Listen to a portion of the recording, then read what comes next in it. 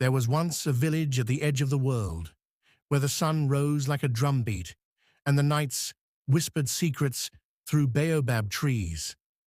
In that village lived Ndaba. People called him the Fool, not because he was dumb, but because he lived like life was a dance. He talked to cows. He wore shoes that didn't match. He helped strangers.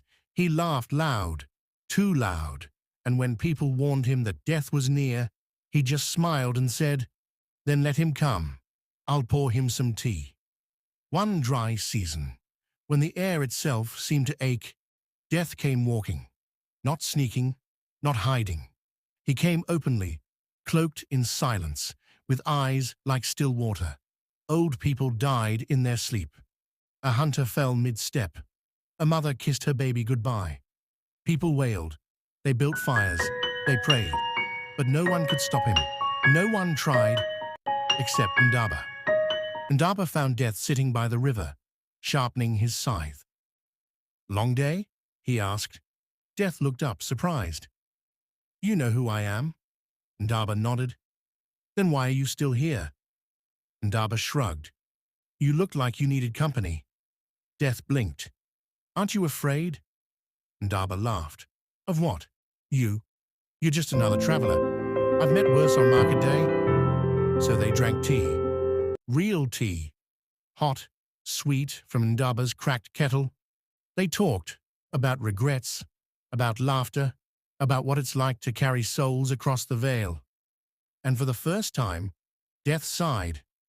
Everyone runs, no one ever listens. Ndaba refilled his cup. Then maybe you just needed a friend. Now Ndaba was no ordinary fool. He understood something most people missed. If death could be seen, maybe he could be delayed. So he pulled out an old calabash. "Blow into this," he said. "It echoes your soul." Curious, Death did. Ndaba slammed the lid shut, trapped Death inside the gourd. At first, it was joy. No one died, not even mosquitoes. Old women danced with bones that should have broken. Babies survived every fever. People laughed, shouted, danced in the streets. "We're free," they cried.